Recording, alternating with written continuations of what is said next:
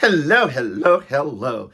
It's me again. I am Derek and I am back. And I have been trying to do some recordings back to back to back because, as I always say, I'm so behind. So you'll have to forgive me. And yes, I've been drinking a little bit. Anyway, and I don't need to drink to be in front of a camera, trust me on that. It's just that as I'm recording this is actually being recorded on game day. Woo! Super Bowl, what, 60? And I could talk about that with the whole bad bunny rabbit thing, but I won't go there. Just at this point in time. Anyway, because it's not important to me. It's not. But anyway, so what we're talking about is gay culture. You'll have to excuse my room. I may start off here in my bedroom because I know my room is messy and everything. Hey, but I got my Charlie's Angels t-shirt on. But there we go. So I might move out into the living room to do some of this as well. Anyway, let's talk about gay culture. And, specifically within the rainbow community, gay men. And I'm just going to say it. To me, I feel like gay culture has become bullshit. Let me have some water. Blah, blah, blah. And see, I've got my, You can tell I've had this for a very long time because look at the scratches and all this. This is my rainbow mug. Sorry, not rainbow mug, rainbow bottle to represent us. Gay culture, though, to me, has become crap, toxic even, and you may drag me for what I'm saying. That's absolutely fine because we can actually turn this into a dialogue, and this is going to be going on the Bitter Queen of Mayfair channel. I am not going to connect a blog post to this in terms of mental wellness or anything like that. First of all, I want to preface this by saying I love my community. Overall, I love my community. It's my community. There's so many great things about my community. So many things that gay men, and I want to make sure I gear this really more specifically for gay men, but I don't want to forget my trans peeps, my lesbians, my bisexual peeps, anybody else questioning all of that stuff. I don't want to, non-binary, I don't want to forget anybody, but I do want to take the time, please don't be offended by this, to talk about gay men, the things that we have endured and what we have gone through. We all have, overall, the rainbow community. We all have, and we are continuing. Don't want to go down that rabbit hole. But gay men have had a hard road to hoe, as they say. When you come up in straight world, and please don't be offended by that, when you come up in straight world and you are told that, you are supposed to be this sexual orientation when you're really this sexual orientation. And then even later on, you've got straight people who have the audacity to say that, well, how do you know you're gay unless you've tried it? Well, motherfucker, how do you know that you're straight unless you've tried it in terms of being with if you're a straight man being with a man, or if you're a woman, straight woman being with another girl? How do you know that you're not a member of my community? You see, it's garbage like that really pisses me off. So to begin with, we have always had a hard road to hoe, You take, as a gay man, again, trying to do the niche there, or as a gay teen, you take Sally to the prom. I took Sharon to the prom. I'm mentioning names. When I really wanted to take Brian to the prom.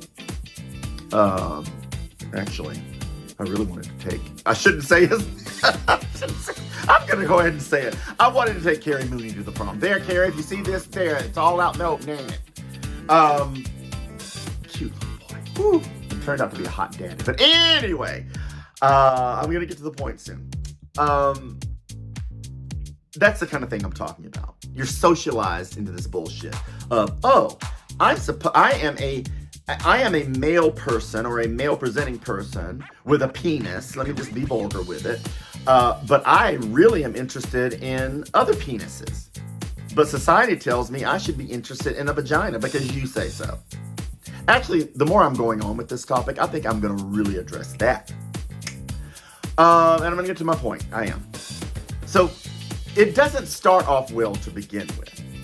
And then you do come out. And sometimes it is met with love and warmth and acceptance the way it should be because that's who you are. And of course, sometimes it is not. And sometimes you are met with hostility and anger and insults. And unfortunately and sadly, sometimes even death.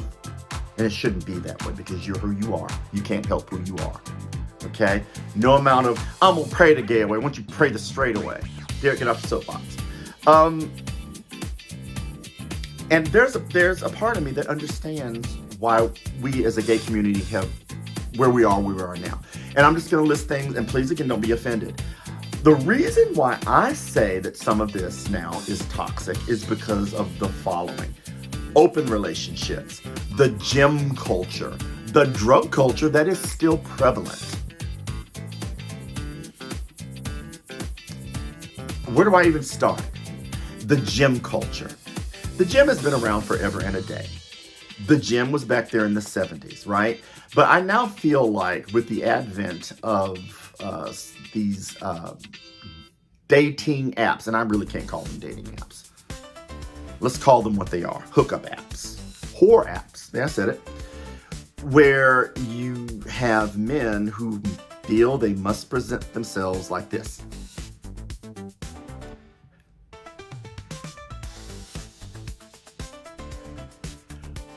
Arnold Schwarzenegger, you're not. Let's be real. You know. Oh, Hunty, don't forget. They take pictures of themselves in the mirror or striking It's now a set dime a dozen. poses.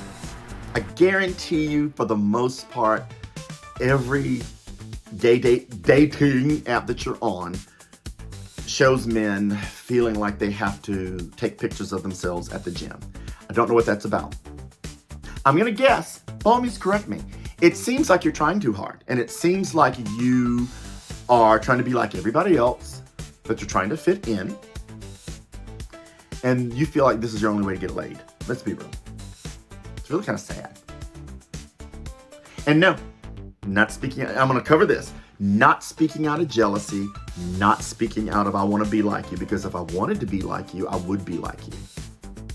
But I feel like at this day and age, at 58 years young, yeah, I said it, turning 59 in May, I said that too, that I don't have to do all that. I have much more that I can bring to the table. Much, there's a whole lot more to me than my body. Okay?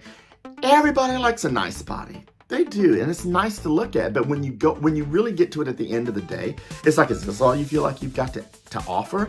I mean, after all, it looks like you can lift a ton, but you can't spell it. She sips some cocktail. So there's that. Open relationships. You do you. You do you. How many times have I heard that, and men particularly, but they've actually said it about all humans, that human beings are not meant to be monogamous. Then why do you claim somebody as your partner, as your husband, as your wife? If you really feel that way, that we are all sexual creatures, and I'm not doubting that, but we should be with all kinds of different people, then why don't you just stay single and just do that? Why do you feel you need to bring another person into your bullshit? I don't know. I get the feeling that in open relationships, there is that one, the other half doesn't quite feel the way you do. Maybe they're doing it to make you happy. Maybe they're going along with it. Maybe that's not how they really feel. But again, you do you. And if I'm sounding like I'm being judgmental, I am. It's not even so much really being judgmental, just observation. But Derek, if you were married, do you think you could be married to the same man? And let me tell you something. I would be grateful just to have one person, one guy in my life. I don't think I would have the time or the energy to try to be with other people. And you know, this is the whole thing. Well, my sex drive is so high, my partner doesn't like to have sex. And I'm like, I've heard all the excuses. Then why are you with them? Why are you with each other? Better yet, Why don't you just call each other friends?